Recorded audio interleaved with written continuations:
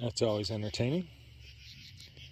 Give you back your food. Okay, see this wolf spider here?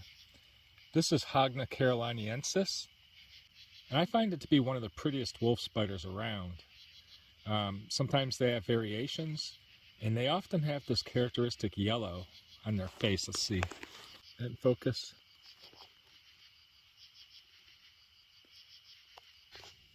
Another Carolina wolf spider. Again, kind of on the small side. Like I said, give it a month. These girls are going to get big.